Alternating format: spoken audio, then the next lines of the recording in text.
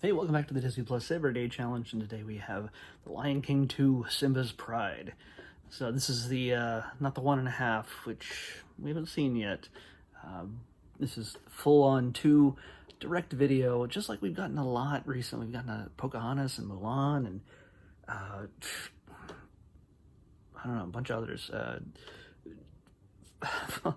Sequels to the original epic Disney animation Renaissance films. Of course, these sequels all sort of show up in the late 90s, early 2000s, and went right to video. I don't recall this ever being in theaters. I don't think it ever was. It still retains much of the original cast. By the way, stats, it's 1998, an hour and 24 minutes. Although it seems like 10 minutes of that is just, well, maybe 5, but is all foreign language credits at the end. What you get here is most of the cast is returned. Rowan Atkinson, I think he did Zazu. He didn't return Mr. Bean. But you get Matthew Broderick back as Simba, and Nala, and you got Rafiki, played by Robert Guillaume. There's even hints of James Earl Jones and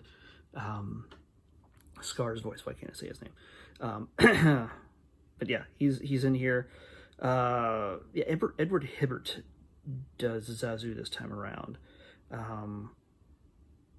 We have Jim Cummings plays Scar just a little bit, mostly noises, I guess, from what it says here. Scar noises, as Scar makes. But there's also a number of new voices in here. There is Andy Dick playing the incompetent son or sidekick of the woman in charge. The main bad gal is played by Suzanne Plachette. Her name is Zira in this, and I guess she has a son, or it's Andy Dick plays her son, or Scar's son. There's a lot of people who look like Scar, but apparently he isn't their father. It's just when you're an evil lion, you kind of have to look like that. We also have Moira Kelly back as Nala, and let's see here. Neve Campbell as Kiara, the daughter of Simba, and she meets up with, let me get his name right here. It's Jason Marsden. He plays Kovu, who also looks like Scar, but he makes it very clear that Scar is not his dad. But Jason Marsden you would recognize as Max Goof, and he's like the voice of just about everybody. He's in just about every cartoon you've ever seen in the last few years. Sort of like D. Bradley Baker, but slightly younger. I think he just spends all of his time in a recording booth. That's just the way it is. He's everything from Batman to Transformers to Star Wars, everything in between. Jim Cummings, of course, Winnie the Pooh and Tigger, and he also is Hondo from Star Wars Rebels and Clone Wars, and also in Galaxy's Edge and The Smuggler's Run. So yeah, there's just so many freaking names in here. Of course, Nathan Lane comes back as Timon, and Ernie Sabella as Pumbaa. And another, other than Neve Campbell, we also have another Party of 5 member.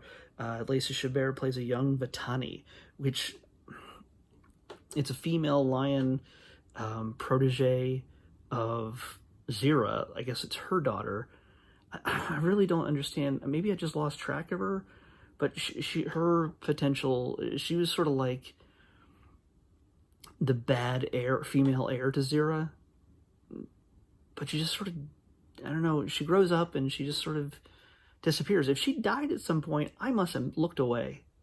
It's I don't know what the point of her was, really, other than to be the heir that Kovu, the one who wanted to be the heir, where Kovu is a boy lion who looks like really young Scar, not son of Scar, looks like him. He runs across Kiara in the jungle outside Pride Rock. by accident, and they don't know that they're not supposed to like each other. She doesn't know that he's part of the exile group of Scar's pride that Zira is running, and they end up getting in trouble, getting attacked by alligators, and they make a run for it. And there's a bonding experience that comes out of something when you just face death and survive. And so the two of them sort of bond a little bit. They kind of like each other. And of course their parents show up and go, no, you're not supposed to talk. So it's a little West Side Story, little kind of situation there. They're forbidden to see each other ever again. And then suddenly time jump, just like in the first one, and they're all grown up. And he's been indoctrinated by Zira he's hate them, and he's going to kill Simba. But not before he has to ingratiate himself into Simba's pride. And from there, I'm not going to tell you how the story goes, but from there you can imagine how things necessarily go. Will he take the shot and take out Simba? Is he truly evil? Or will he find a softer side and find peace and love through his attraction to Kiara as they're all grown up? You can pretty much guess how it goes. There is surprisingly at least one character I know died on screen.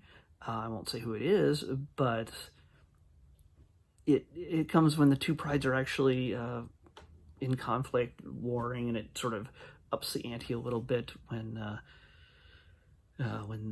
things get really tense between the two prides. So, but it's not a huge loss. Let's just say that it's a loss. But yeah, it's really for me the story is sort of lacking focus, and it doesn't have the epic feel of the original. It's not as streamlined. It sort of jumps all over the place. From is it a Kiara story? Is it a Kuvo story? It's meant to really be a Kuvo story in the sense that he has to struggle between his good nature and peace and his darker nature that he's been indoctrinated in, and war. And which will he choose when he sees that his enemy isn't really his enemy? And it's also a struggle for Simba, where Simba has had this hardline thing all his life.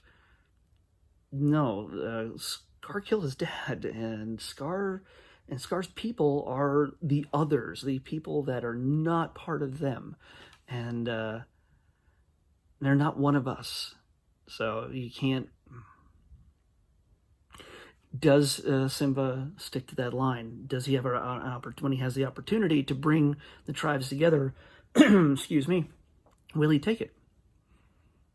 Is he and in all the guidance that he and Rafiki, he and Rafiki both sort of seem to get like inspiration from Mustafa in the wind. There's even a point where Rafiki gets not a prophecy, but it's sort of a prophecy as to the destiny of Kiara. And it's apparently Rafiki can communicate with Mustafa, and we see Mustafa a couple times, and he's just sort of beaming out of the clouds in a haze, Anakin Skywalker ways at the end of Return of the Jedi. Darth Vader. James Earl Jones played Darth Vader, not Anakin. The voice anyway. So yeah, it's not as, the music isn't as inspiring. There is one song though, interestingly enough, which I thought was interesting, but it didn't fit, I don't think, with the rest of the songs. A lot of the songs felt like, just sort of big torch ballad type things that you'd hear on a light adult contemporary radio station that, Seal might be singing with somebody, with a female vocalist. And when you get the when you get the zebras and the giraffes going, and their eyes are closed, and they're singing. Their hooves aren't up like this, but they got the eyes closed and the whole Michael McDonald thing going. Yeah, it's really kind of weird. But the one song called My Lullaby, sung by what's her face? Why can't I say her name? Suzanne Pleshette-Zira. She has her big number. That song was co-written by none other than Joss Whedon. I checked to see if he had any other involvement in this movie, like writing or anything else. Nope, he co-wrote one song, and it's the villain song, and it kind of makes sense. He does that. He was still a number of years away from. I mean, this is 1998. Obviously, this is well before the musical Buffy episode. Buffy was just getting off the ground at this point in 1998. Season 2 was barely even started. Not even that. So yeah, it's and the Buffy musical only came in season 6, many years later. So this is his shot at writing a Disney song. So way to go, Joss. It's a little rough. It's a little. I can see the mechanics. I can feel the little bit of the Joss. And then once I knew it was Joss, I can feel a little bit of the Joss in it. But other than that, it's not really a crazy awesome song. There's not a whole lot of. There are none really memorable songs in this, unfortunately. Nothing that gets catchy anyway. I mean, a lot of it just sort of seems shoehorned in, like, okay, it's time for a song about how we feel and about the certain how everything is at this moment. Go. As for the animation, which I always have to make comment on, it is not up to the par of the original, and it's not going to be because they're not going to have the budget of the original. But I think they did all right with what they had. It's definitely not Saturday morning cartoon level, at least not throughout. I mean, there's the key scenes, the close-ups, the pieces that deal with our main characters are really well done. There's an intention to maintain the painted backgrounds with a very soft, brightly colored, or I shouldn't say soft, but also sharp-lined, brightly colored characters in the foreground. But they tend to super blur out the background, so you can't really appreciate the textures of the painted background. So I don't know. I think it's forced. They may have just reused some stuff in it, and it sort of creates a contrast that isn't necessary. I don't know if it's, and a lot of the characters' bodies and heads seem to be out of proportion at certain points. Not that this is animation, this is a cartoon, so it's not like it's supposed to be looking real life, but some of the parts just didn't seem right. So yeah, it was okay for what it was. It's not bad like Pocahontas. Or some of the other ones, and those were made years later than this. I guess they just got smaller and smaller budgets as the years went on. But yeah, it's not a bad film. It's just not. It's not a must-see. It's not a great film like the original Lion King. So, but again, it's a cash-in for the most part, and it's people stretching their legs, getting an opportunity to animate for Disney and write for Disney and other stuff like that. And so, yeah, if you're a Lion King fan, you're going to definitely want to watch this if you haven't already. I mean, I can't imagine if you're a super fan, you wouldn't have watched this. But yeah, it's not going to give you the same kind of chills like the opening number of the first film. They're not going to be making any Broadway musicals out of this movie. If they did, I am not aware of it. So, yeah. So, great cast. Great voices, some good comedic moments with Timon and Pumbaa, but it's all fairly lowbrow predictable. It's what they do, so hey, what are you gonna do? All right, let's pick tomorrow's episode. 235. 235. I think we may have had this. Yep, we have 235 already. 235, I have a feeling, was one of the High School Musicals. Yep, High School Musical 2. Oh, we just missed, we haven't seen the original High School Musical yet. But, hey, when it comes up, we'll pick it. 265. Has this progression happened before? No, it hasn't, because we haven't seen this one yet. It's a movie, and it is something I don't know what it is. It's probably Disney Channel type of thing. But yeah, it's Invisible Sister. Invisible Sister, number 265. Oh, we just missed Iron Man by 1. Oh, come on. We have a bunch of Iron Mans to go through. Let's watch those. I have an Iron Man t-shirt waiting to be worn for that episode. Anyway, Invisible Sister is what we're watching next, and believe it or not, as of tomorrow, we'll be exactly 1/3 through everything that launched on launch day. Every piece of movie, every movie, TV show, short, whatever, that was launched in Disney Plus last November, as of tomorrow, will be officially 1/3 of the way through, because